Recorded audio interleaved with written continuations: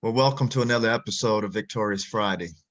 Today, I'm excited because I have a dear friend who's going to join me. He's a marketplace leader, and he has quite a bit of story to tell. He's a husband, he's a father, but most importantly, he's a good friend.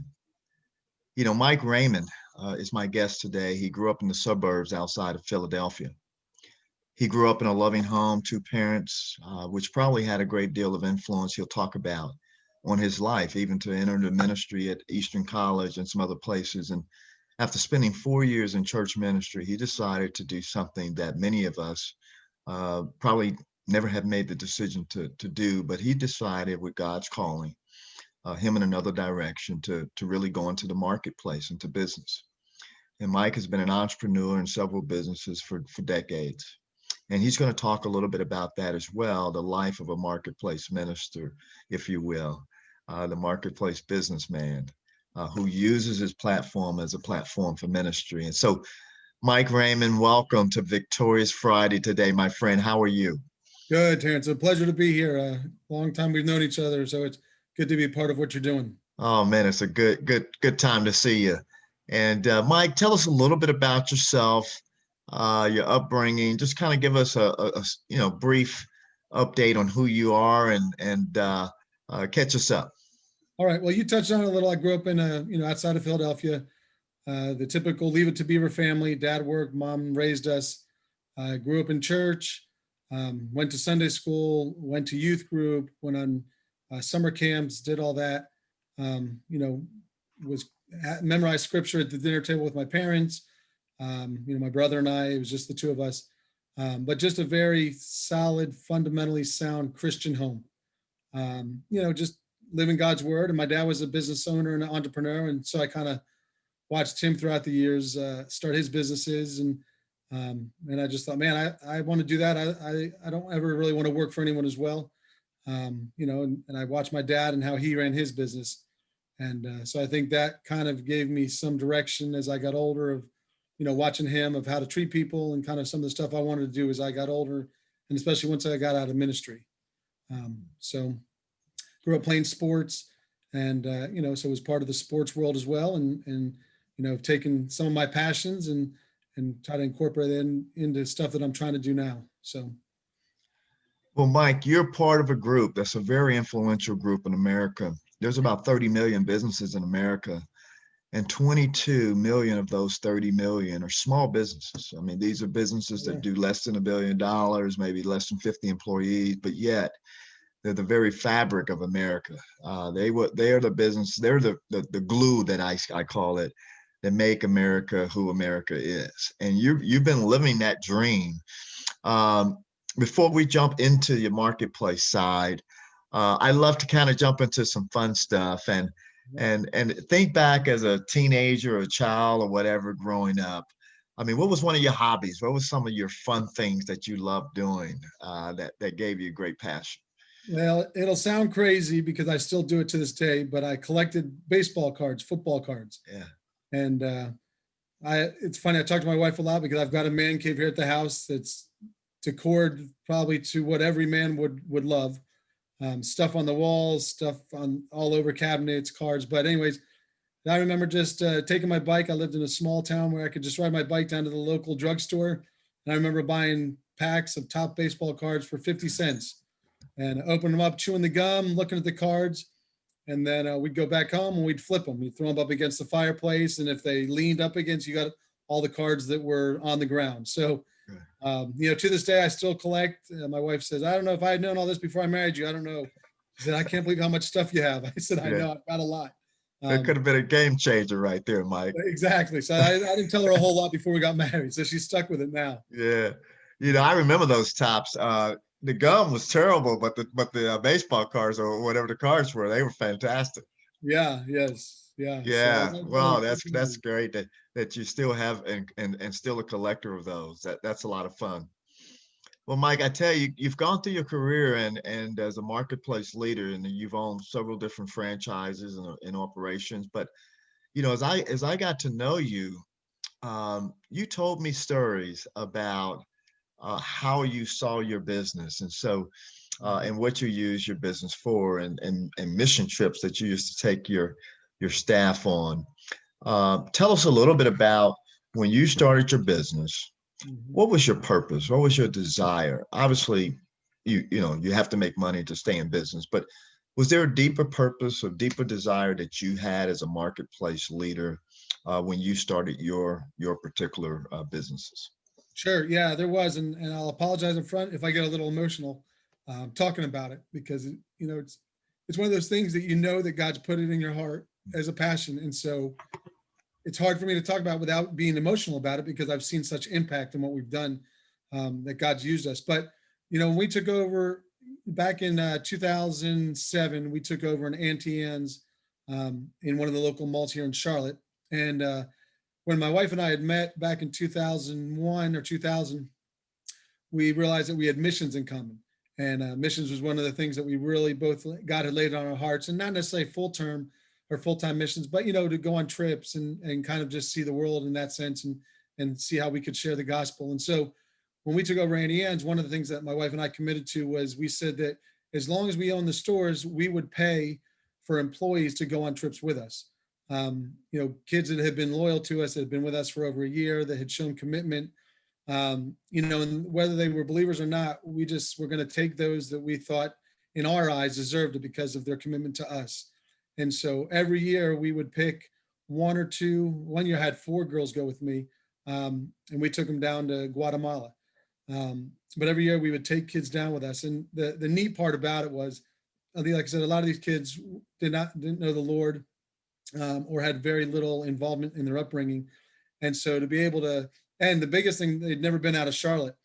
So to put these kids on a plane and take them 4 hours away on a plane to a third world country, and drop them in the middle of a mission field was amazing to see. And to take these kids that were inner city kids that they lived for buying Jordans, and putting them on their feet, but now you've got them washing people's feet rather than putting stuff on their feet. And that, you talk about seeing amazing transformation in people's lives. It's amazing. And to this day, kids that I took 10 years ago, still we talk, and I said, hey, do you remember your trip to Nicaragua or Guatemala? And they're like, oh man. And I said, what do you remember? And it's funny the things they still remember and just how much it's impacted their lives over the years. So yeah, so that was just one thing we thought, as long as God gives us the businesses, and it didn't matter if we had, based on the economy over years, sometimes we had years where we were really down and sometimes we had years where we were good. And regardless, that wasn't going to affect us taking people, because we knew that God would honor us because of our commitment to what we committed to him to do. So we knew that even if we had to fork out a couple thousand more than we were expecting, we knew that God would take care of it, to take care of us regardless. And we just knew it was his will to take these kids on these trips. So it's Wow, man, basically, that's fantastic. So what I'm hearing is you started some franchises, whether they were successful or not, you invested in your staff, and all the way to things like mission trips. Yep. And I understand what that looks like, as I own my own business, and people would come, and a lot of people just see them as employees and hourly workers. But what I'm hearing from you is that you saw them more than that. You saw them as an opportunity. Here's the other thing that I kind of started laughing about. You mentioned that the Lord had called you into ministry, and then you thought you had walked away from ministry and went into the marketplace. A lot of people think it's 2 hats, right? I got to take this hat off on Sunday and put it on Monday, a different hat. But you saw something different. Talk to me about that. What was your mindset here? well, when I got out of youth ministry after spending 4 years in the church, I thought, man, I'm done. I was like, you know what, Lord, I'm done doing ministry in the church. This isn't what I'm supposed to be doing. And little did I know I'd be doing ministry outside the 4 walls of the church for 14 years, and my ministry would be in a mall. Yeah. And it just so happened that all the people that worked for me over my 14 years were mainly teenagers, anywhere from 14, 15 to 20-year-olds. So technically I had left the church ministry setting, but I entered the ministry for Christ outside in the business. And so, yeah, my kids I never saw them as dollar signs. I never saw them as just people that worked for me. They were my friends. They were my coworkers. I was really big when I'd walk through the door at my stores. I would tell my kids, hey, what do you need me to do? I never looked there and said, I'll be sitting in the back watching you. It was hey, what I'm here to serve you. And really, I would tell my kids that. I'd say, hey, I'm here to serve you. What do y'all need me to do? And so I think that goes to that servant leadership. I led by serving. And, I think that was very powerful over the years.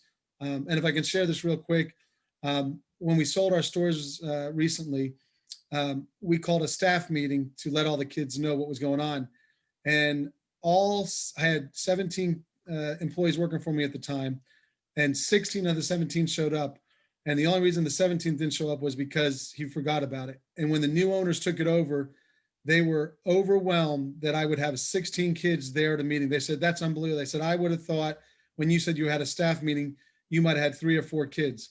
He said, for you to have 16 kids here, he said, that's unheard of.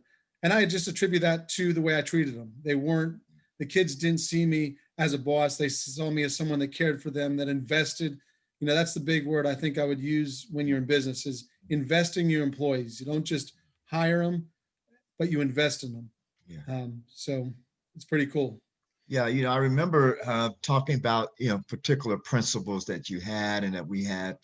One, prayer being the lifeblood of who you are and what you do in business.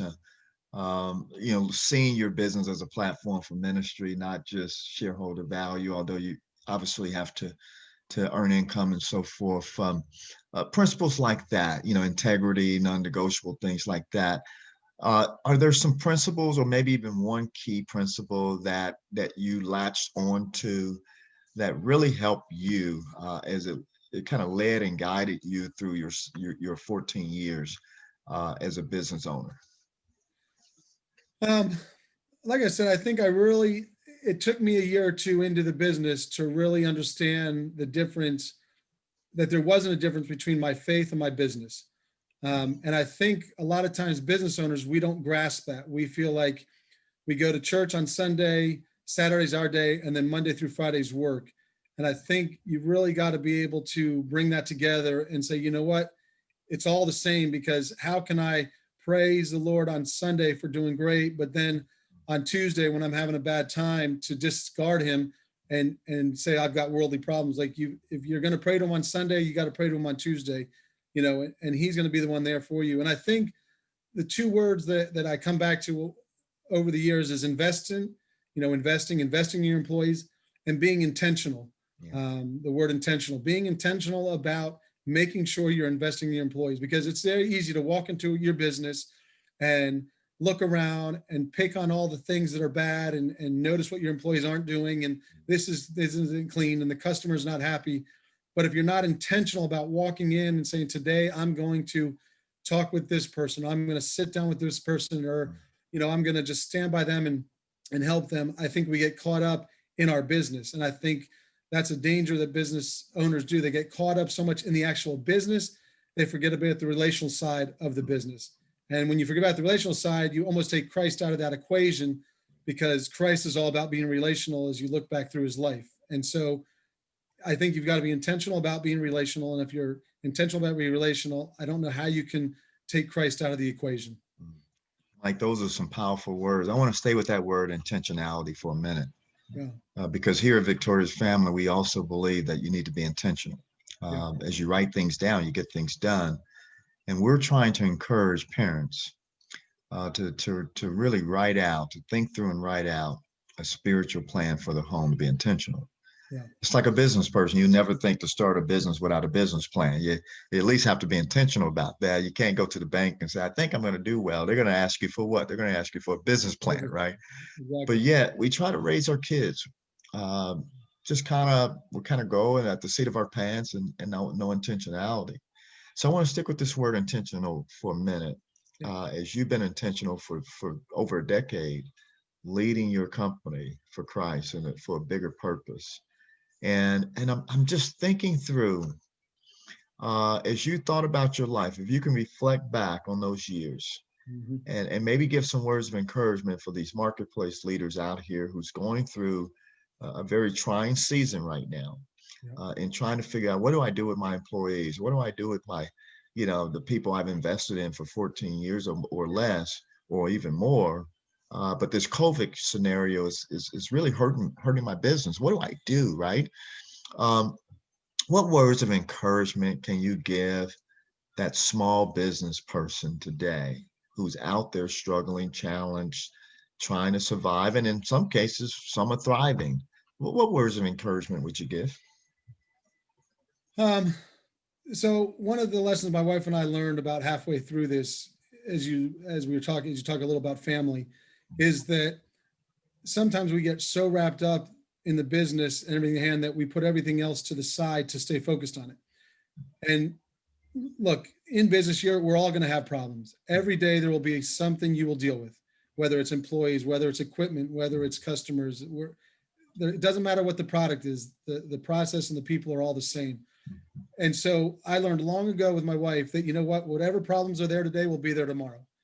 And the question is it worth sacrificing time from your family? Is it worth calling your daughter saying, I can't be home tonight because I've got to fix this problem at the store? If it's something that can be taken care of the next day, do it. Let it go. Because you know what? Fixing it tonight could be the difference of breaking your daughter's heart, or, missing your son's recital or something, or just not being there for your wife's dinner that she's worked hard to cook, for. And so I would just encourage them that, leave the business at leave the business at the business, and just go, you know what, I'm going to go home and I'll be there tomorrow. That'd be the first thing I'd say. Just it'll be there tomorrow. The second thing I'd say is just, you've got to trust God. You've got, and I know that might be repetitive and very churchy sounding, but that's the reality. It's God's business. If you are a believer and you're watching this, you've got to understand God has put you in that position as a vessel to run that business. And if you see it as your business, you're going to struggle. And you've really got to see it as God's business. And I think when you can wrap your mind around that, and it's not always easy, because you think, well, where's God when I'm short 10,000 this month for my rent? Or where's God this month when I've got an employee that quit on me and I needed them for next weekend? So, and it's hard to do that, but you've got to understand that God knows. God is in control, and you've just got to leave it to him and trust that he's going to take care of it, because he would never have put you in this position if he wasn't going to take care of you. And so I would just encourage people to just trust God. And and the last thing I'd say, probably that's been for me, as a business owner, obviously being married, is make your wife a part of the business. Let her be a part of praying for the business. Let her be a part of being by your side and calming you when you've got issues, because if you don't, then it kind of keeps her out of the loop, and it could create some tension at home, and she may not understand why. Or if it's a woman that owns a business and the husband doesn't. I would just encourage them to do it together as a couple, as much as they can, and allow God to use them both within the business. Man, those are good words. God certainly owns it all, doesn't he? He does, yes. And but he uses us as stewards for his glory. And those are encouraging words. Mike, I'm going to transition a little bit now to the family. Yeah. When I was a small business, I can remember 80, 90-hour weeks. And I was trying to build this birth this puppy, and and I was all in, man. And a lot of times the family they get the short end of the straw. Were there some things you did? You mentioned some of them. How did you balance work and home, and what were some of the challenges that you faced, and what was perhaps some of the successes that you had? Well, being we were in the mall with our franchises, obviously the malls are open 7 days a week. And so, Sunday through Saturday, you're open. We were literally open 363 days a year, minus the 2 days of Christmas and Easter. So you put that into perspective of most people work a 9 to 5, Monday through Friday job and have 2 days off a week. I had 2 days off a year. So vacations, being home were very tough for us, because even on vacation, no matter where I went, whether it was in country or out country, I had to have my phone available. To be able to answer the phone. There was never a time where I could go away and just turn my phone off. And so that became very tiring and weary on me as a person, because I just thought, man, I'm just not able to breathe to a point where I can really focus on my family.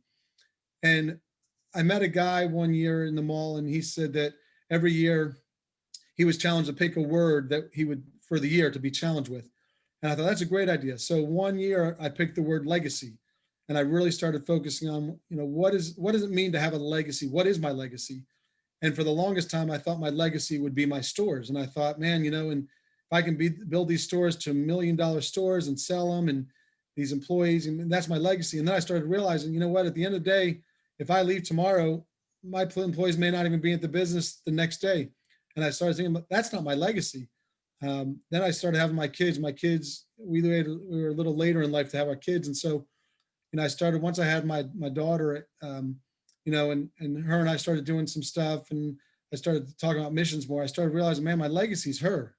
Like, at the end of the day, what did I do as a dad where she's going to look back and go, man, my dad was awesome because of this, or my dad taught me about the Lord because of this. And did I want to be absent where my daughter couldn't say that stuff about me, except to say, well, my dad worked late all the time or was at the stores. And so I started transitioning my thought from legacy of the stores to the legacy of my family. And, and that's not to say there weren't challenges in doing that. And that's probably about the time that my wife and I started realizing you just got to leave the problem there. If you want to, because you could always state your business, no matter what business you have, small or big, you could always be there 24/7 if you wanted to fix something, do paperwork, and you just got to walk away and say enough's enough. And so that's when I started walking away more and wanted to come home and spend time with my daughter and, just do stuff with my wife. And then I had a son, and, I wanted to make sure that I was there for him and kick a soccer ball and go outside and run around. And so I started pulling myself back from the businesses more and more just to be able to have that. And that there was challenges there, because obviously you pull yourself back from your business, then it leaves the door open for more things to go wrong. And at that point, again, you just got to trust God. You got to trust that if this is God, if God's leading you to focus on your family, and biblically that's what you were made to do when you got married and had your kids, was to focus on your family first, then you know what? He's going to take care of you. And if you put less time into your business, it's okay, because God's going to watch over it. And not to say things don't happen, but he knew what was going on. And, he'll bring the right people along to cover those empty spots that you have. He'll bring the business you need. But I think when you leave him out of the equation, again, I think we get so focused on everything else that when we lose track of God, the businesses suffer more than, if we were there all the time, not focused on him. Man, I can resonate with that, Mike. When I owned my business for 10 years, for 4 years, I didn't take a vacation. I had a mall location as well, 363 days a year. So I started to get chill bumps when you mentioned that. And didn't want to leave, couldn't leave. I could have left, but I didn't set it up to leave. And what I realized, that I wanted to be in control and touch everything, and businesses just can't function that way. My life changed once I started to say, I'm going to hand over some of these responsibilities and train people to do this. Yeah. And for the next 6 years, my life was different. I ended up having to go in 1 day a week versus 7 days a week, working 89 hours a week. So I love the words of encouragement that you just shared. We have to be able to release this because we think we're the only ones that can get it done. And, most small businesses have small margins. And so, when you miss a portion of those margins, it can hurt. Yeah. But if you train up leaders in your store, what have you, the business to carry on where you might have an absence, then you can continue, maybe not at the same level, but certainly at a level that's sustainable. So thank you for sharing that. Yeah. You have 2 beautiful kids. Tell us about your family, your wife and kids, how long you've been married. Just give us a little bit of background very quickly. Yeah. My wife and I met. She's from North Carolina. I'm from Pennsylvania. So we brought the North and the South together. We married in 2002. So we've been married 18 years. We've got 2 beautiful kids. I've got a daughter, Eliana, who's 11, and my son, Elijah, who's 4. And it took us 16 years to have 2 kids. So again, in the midst of our businesses, that was a struggle we were having. And God, once again, we put that in God's hands. And, we were told we'd never have kids. And by his grace, we have 2 naturally. Right. So we showed all of our friends that God is good, and in his timing, things will happen. So we live currently outside of Charlotte right now. And since I sold the business, I like to say I'm in semi-retirement for now. I don't know what that looks like. My dad has a business in Pennsylvania that I'm slowly moving into, but that's a business that can be managed remotely. So one of the focuses with my daughter, which is very special to me, is I've been able to take her on these mission trips with me. So we started taking her when she was 6. And after her first trip, she came home, and or before we went down, she felt like God had laid it on her heart to raise backpacks for these kids down there. There's a ministry of our friend of ours that has 2 schools of 500 kids. And so for the last 5 years, she has gone to churches, she has written letters, she has fundraised and has raised backpacks and money every year when we go down. And then we go down and we give these backpacks, we fill them with school supplies and we give them out. And so, when you talk about your legacy, if so be it, God took me home tomorrow, I know that my impact on my daughter goes far beyond anything I could have done. And I think her reach will go far away from where we live today. I think her reach will be worldwide in missions or in something, because God's given her a heart for that. And I've been able to cultivate it. It's sure not my doing. I didn't give her that vision. God gave her that vision. All I've done as a parent is cultivated that and given her the opportunity to use the passion and the vision God's given her, which is really cool to see. So I get excited about see what God's going to lay on my son's heart over the next couple of years. Man, that's so good. So I want you to kind of expand on some things for me for a minute, because as part of our curriculum, we have 3-year type of themes. The first year is connection. What do we believe? Why do we believe all that? Second year, we help parents understand commitment. What does it look like to live out your faith, especially in the home? And the third year is around commission. How do you serve? How do you share the gospel? How do you give yourself away? And what you've been talking about in mission is really commission, giving yourself away and serving others. And you see others just as, more so than yourself. And that's a gift. I mean, that is a blessing. That is something that the Lord charges us to do. I want you to look into that camera, man, and encourage parents around this concept of mission. How did you get started? What was some of your, like, maybe a story you can share? I remember one story where you were talking about, even from a business, you took, I believe it was a business mission, and you were baptizing folks in a river or something. But you had another one. I think you had a bulldozer or something, and you couldn't find a tub. Maybe it was somebody else, and they put water in there, and they were baptizing people in there. But it may have been someone else. But help me understand your thought around, how did you get your thoughts and your fixation on missions for your business and your kids? What was some of maybe a story real quick, and then what was a takeaway that you and your family will have forever? And then just give some words of encouragement to parents in general around mission and the blessing that mission provides for you and your family. And we're going to wrap up right there with any words of encouragement that you have. Yeah, and as I go through this, if you got to remind me, you might have to remind me to what question you want me to follow up on. But the first one is, I think one of the things that brought my wife and I together was our passion for missions.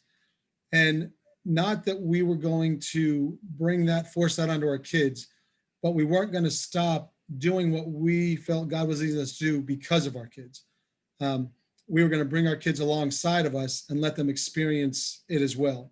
And so I think when my daughter came along and we started seeing her heart and we started seeing her desire to want to help others, we thought, man, this might be a great time to introduce her to missions. And so when we felt that she was mature enough and old enough, which for us was at 6, believe it or not, we kind of shared with her what we were doing. And it was at that point that she said, hey, Dad, I feel like I want to help raise backpacks for this. It wasn't something where I said, hey, do you want to raise backpacks or do you want to reach these kids? She said, well, what can I do? And I said, I don't know, let me see. She said, well, they have kids. I said, yeah. She says, can I raise backpack for these kids? So we called the missionary. And so once I think God laid that on her heart, then as parents, we thought, okay, we don't want to dampen her spirits. We want to encourage her spirits. And so what does that look like?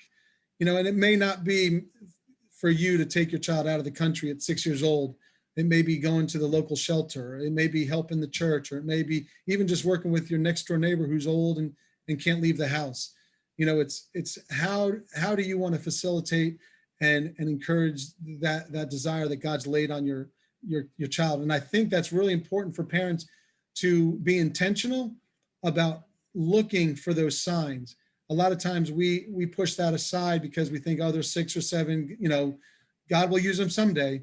And after coaching kids, soccer to little 3, 4, and 5-year-olds, I learned long ago that kids are very capable at a young age to know what they want to do. And so the last thing I ever wanted to do was squander my daughter's vision because I didn't feel like she was ready. Again, just like your business, these kids, as much as they're our kids, God's given them to us for a period of time to grow them to be warriors for him. And so what does that look like? Do we discourage them and not tell them, or do we equip them with what we need to make sure when they leave for the battlefield, whatever that battlefield is in their eyes, that they're equipped and ready to go? And I think that's what my wife and I had to decide is, what do we need to do to equip my daughter to follow the vision and the desire that God's given her? So that, that's what I would encourage parents with that. What was the next thing you said, Terence? No, I think that's a powerful place to stop. I think that's the powerful word, and you covered it.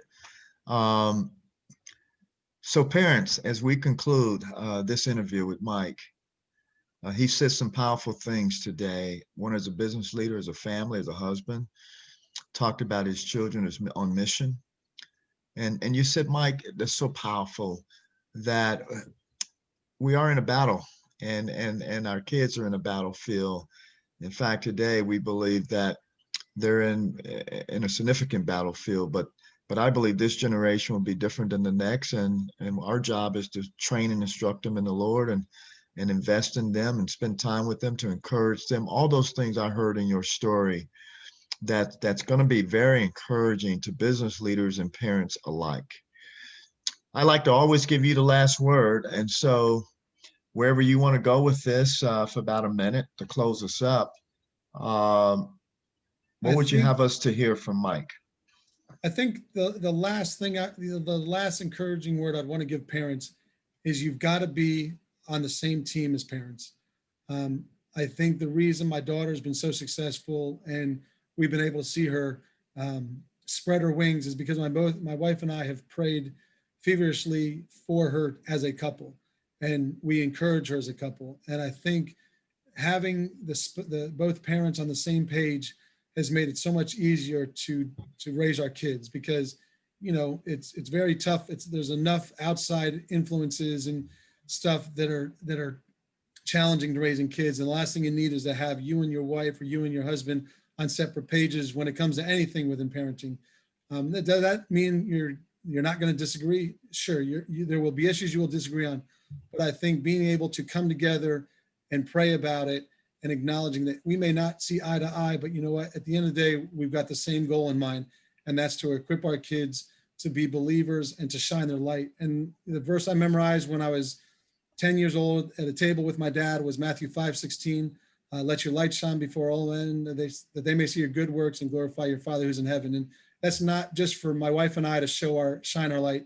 It's for us to teach our kids how to shine their light in the world as well. And so what have we done as parents to help equip our kids to be able to shine their light for Christ? Because there's going to come a day when we're not around, and will I be able to look down from heaven and say, man, I'm so proud of Eliana and Elijah because they're shining their light based off of how mommy and daddy raised them and came together as one, as parents in Christ, and encourage that. Wow, what have we done as parents to help our kids shine their light? Mike, I think that's a perfect place to end. Thank you so much for those words of wisdom and encouragement. And parents, as unity in the spirit that we have to have together. For more of these type of transformational resources, you can find them at victoriousfamily.org, victoriousfamily.org. And we love to connect with you, get our free subscription newsletter, etc. And we love to share these type of resources with you.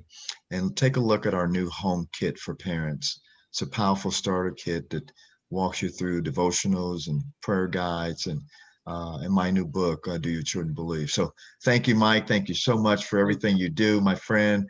The only regret that I have in regards to you selling the business is that I don't get any more free Cinnabons, but that's probably a good thing. My wife is probably celebrating where I'm not, but thank you so much for all that you share, and thank you so much for the passion that you have. Thanks for having me, Terence, and I continue to pray for your ministry. Thank you so much.